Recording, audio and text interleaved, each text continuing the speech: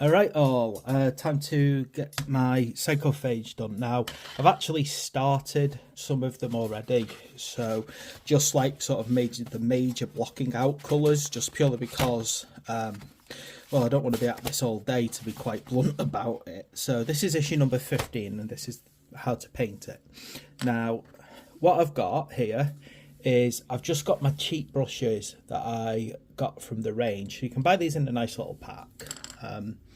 Not advertising the range per se, I'm just saying you can find brushes like this anywhere. It just saves damaging the Games Workshop ones.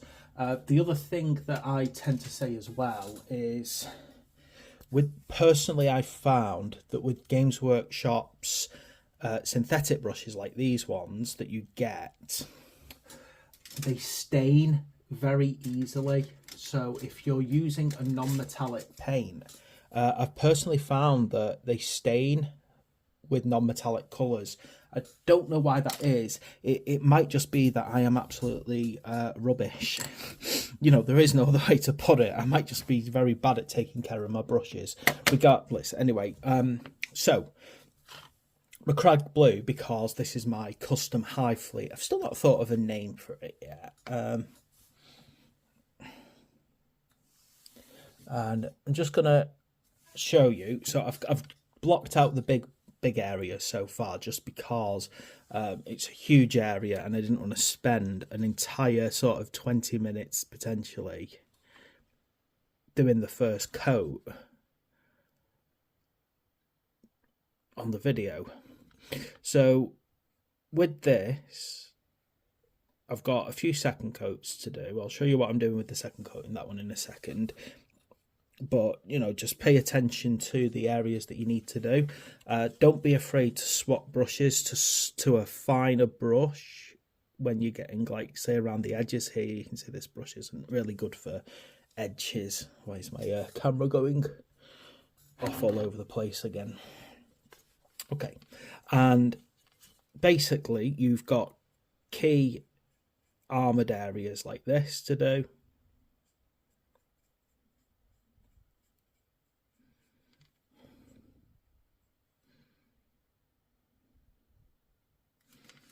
Keep thinking, should I have done a whole video on it, but time is a bit against me at the moment. I have got a lot of jobs on.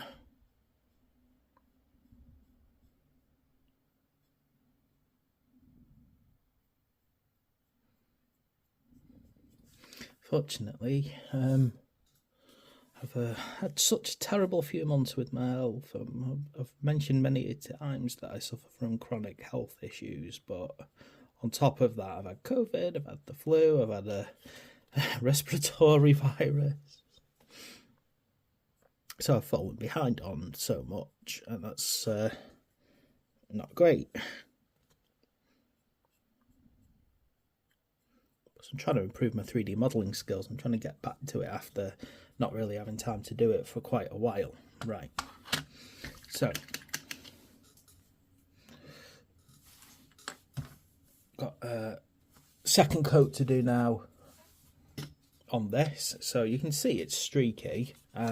You'll notice that on this case I'm using a wider, flatter brush.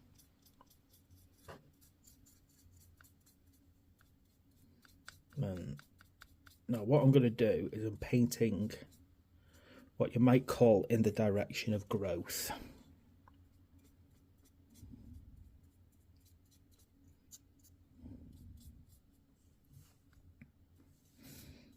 Which, anything that's organic in nature, I personally tend to find that that's the best approach. Just kind of get all your brush strokes heading in preferably a single direction. Usually in your first coat it's not as important to do that, but on the second, potentially third, if it's still a bit streaky, try and head in the natural direction of growth.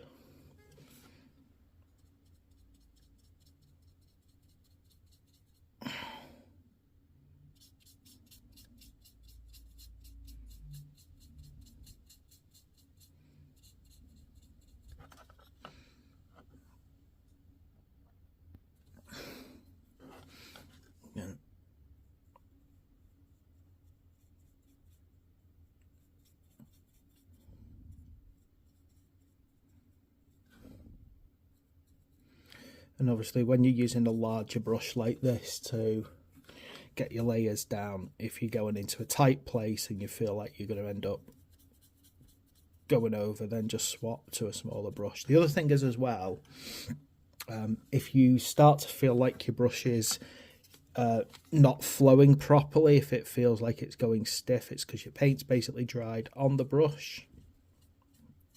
And what you need to do is you need to give it a wash. Just going to finish this bit. Now, I've still got the other side to do, but I'll kind of leave that part there for now. Only thing about cheap brushes, of course, fraying is a major issue. Good thing about a flat brush like this is like just put some pressure on it, keep it a tiny bit wet, and I've found that if you just gently push it against something, you'll get that. Okay, now I need to get a smaller brush because I've got to get around the edges. So basically the underside of this, so again, this is why you don't get that many options with brushes in Combat Patrol. You're kind of given brushes, which is a positive, but those brushes themselves are not what you might call very varied. As I said, just don't spend a lot of money, particularly if you've never painted before, on brushes, unless you know, maybe are already quite good at painting. But if you're new to this and you're still getting like kind of used to how to paint, it's probably a good idea just to stick to the cheap ones. And to be honest, for batch painting and painting large areas, a cheap set of brushes is just fine anyway for most of us. You know, it's not like we're like real pro painters who need that incredible precision. Though I do have a set of more professional brushes by Artis Opus. I myself, I don't really consider myself to be a pro painter, not like that. I can paint a good model now and then, and I can be proud of my work, but let's be fair about this. There are people who are just amazing at it, and I'm in awe of them. Okay, as you can see, I'm trying to do the edging now. Just, you know, as I said, it's better to swap to a slightly finer brush for those kind of edges. Okay, I'm going to leave the blue like that now because there's still a few secondary coats to go on, but other than that, the majority of it is now finished. Okay, what's our next little bit then? So, let's get our Screamer Pink out. So as you can see here, I've done half the mouth as a kind of guide for myself so you can see where we're aiming for. It's only got one layer so far. So again, you know, I still need to do a second layer on this. And what we're trying to do basically is coat the entire mouth. Now, it requires you to get right inside it, which I'll get in with a bigger brush in a second. But I'm just going to kind of do the outer point first.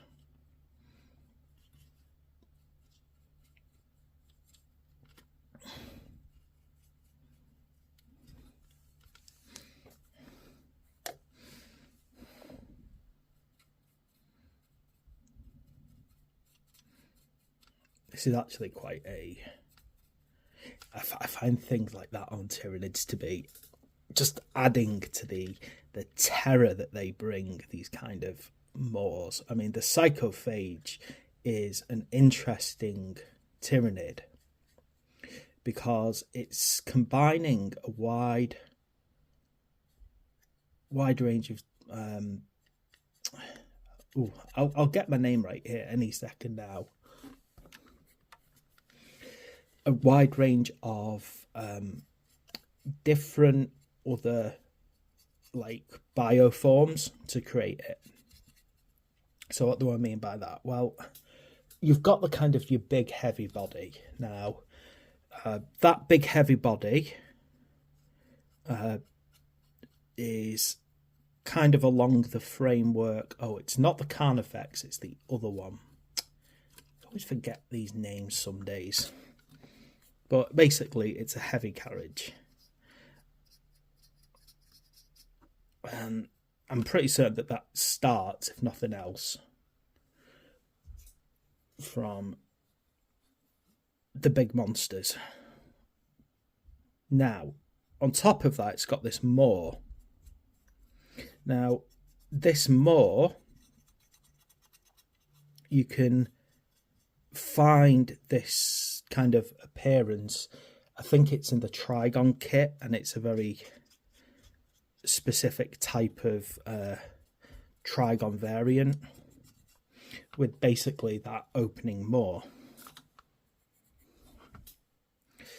And then to add to that, this has got kind of these smokestacks on the top. Now, these smokestacks are obviously shooting out kind of what you might call a biotoxin, I'm guessing, to potentially spread spores or pollute the air or any variety of things. But again, those kind of things come from, is it called the biovore? Is it the tyrannid that has like artillery and it kind of shoots out the spore mines and things like that? The thing is, when you look at all the different tyrannid kits, you can kind of see how they're all pulling together for different effects. And that's what makes the Tyranids really fantastic as a faction. They're trying to do a wide range of styles, concepts, and yet when you look at one kit against another kit and so on and so forth, you can actually see... Ooh, I'm trying to get him off his base so I can...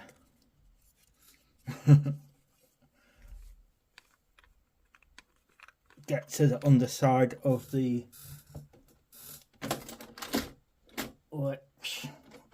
Where's my...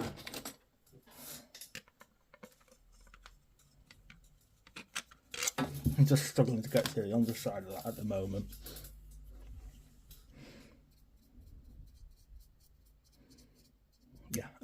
Yeah, so you can kind of see the way that the range works. You can track certain evolutionary features between different creatures, which again I just think is one of the cool things about the way that they've made the Tyranid range.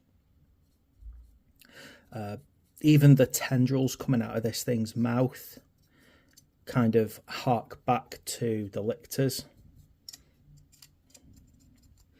which again, you know, if you keep looking at the different ranges, they have like something in common with a particular type of gene stealer with its kind of tentacly moored mouth.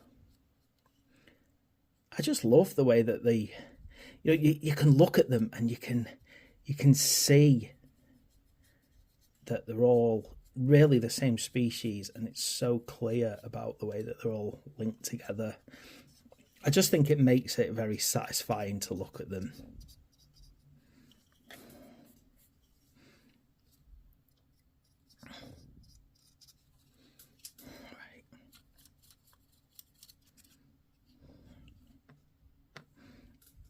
This part's a little pain to get to. Look, you know, gotta kind of get this around because it's a tentacle wrapped behind a Space Marine's arm, because he's quite happily devouring it.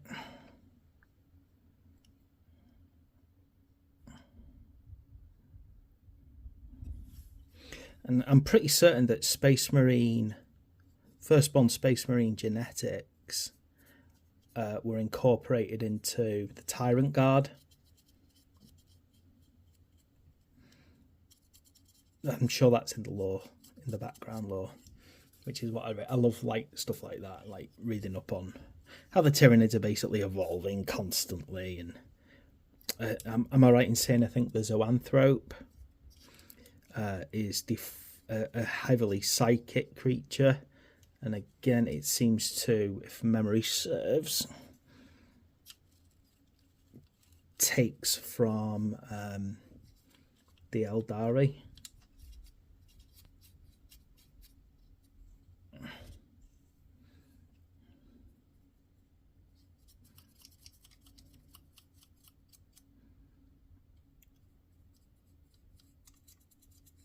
Okay, so I'll screw my pink down anyway. Gonna keep him off his base for now. Okay, right, what's next? So, Korax White. This is gonna go on the smokestacks.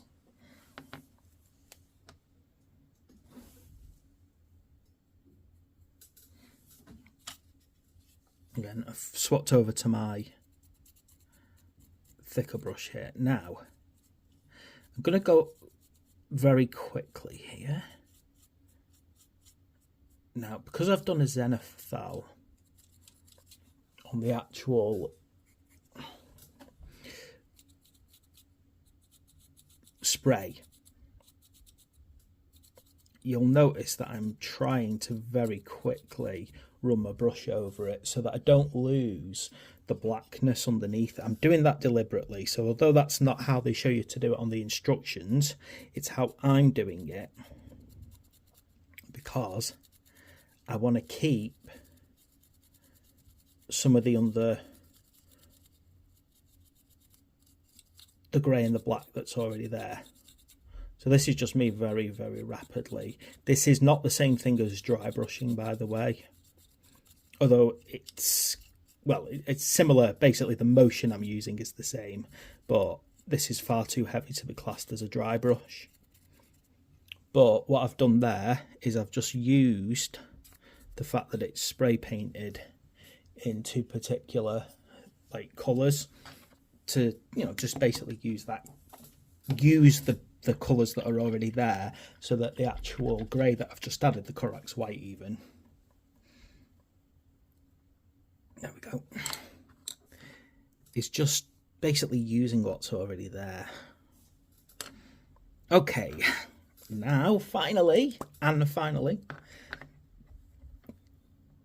Black.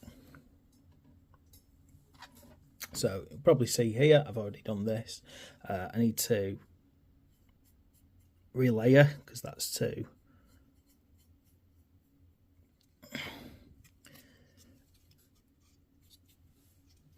That needs a second coat.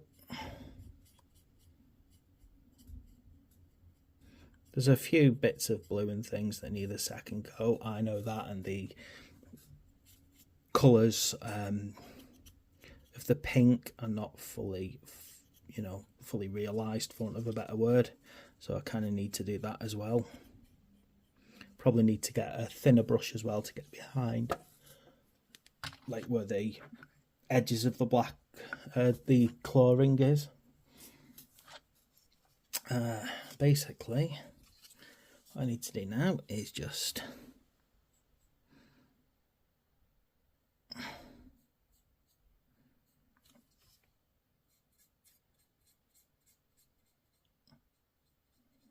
I should put some gloves on now. I don't like holding models that I'm painting with bare hands, because the sweat and other things on your hands can start to rub the paint. I should have put some gloves on if I was going to do this, but never mind.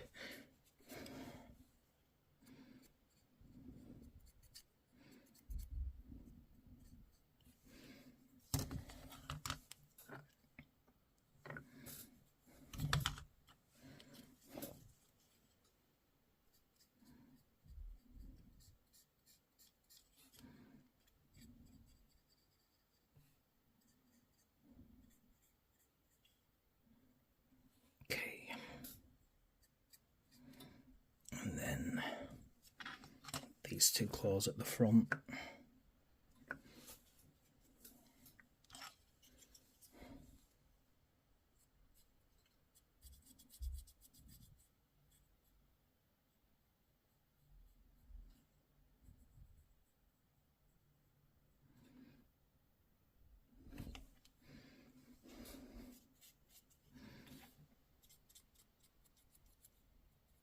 And if you feel like you can't use this brush to get to the undersides, you see where there's like a join, just do it later on with a finer brush. You know, there's no point in rushing things just to get them done.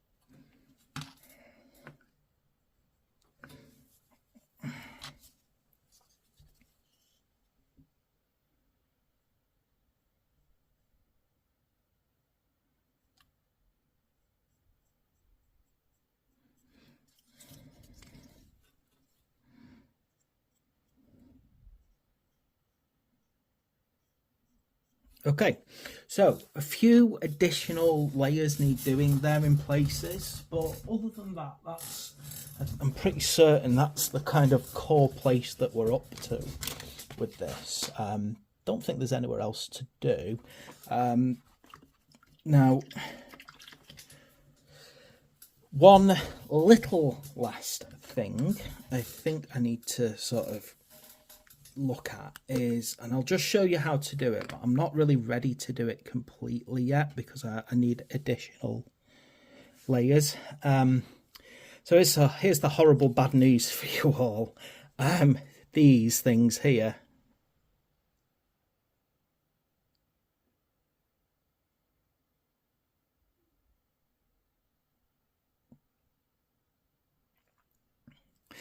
now, as you might guess, really you need to make sure you've got both layers of pink on there to make sure that your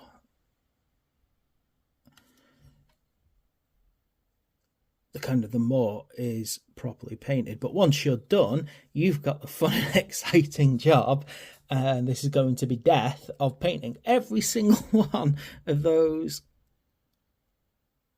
little teeth. So that's going to be a fun job to do. The other thing that you will also need to look at on this is look on the bases. So you've got like blocks of concrete, like rebars and things like that. You got like little tyranny growths coming out the ground. Again, just kind of pick them out in the correct colours. I will of course finish these little bits off camera, because basically all I'm doing at this point now is relayering. But there we go. That is what we should be up to with this Psychophage at this point. So if you're following the High Fleet Leviathan, you're doing purple and Wraithbone, but the rest of it, and with mine it's Macragge, and then I've got this grey here, which I will work up when we get a wider variety of greys. But as you can see, so far, just 3 colours. Oh, and I haven't done him yet because I'll do him later on, but the Space Marine arm. So if you're doing Ultramarines, do it in Macragge blue. If you're following my Emperor's Sons chapter, doing it in the purple because it is the... yeah, it's the left arm, which I'm pretty certain is purple on my guys. Yeah. So there we go. That is painting issue number... let me remember which issue it is because my brain keeps acting up. Issue number 15, guide number 10. Thanks for watching. Please like and subscribe, and I'll see you next time.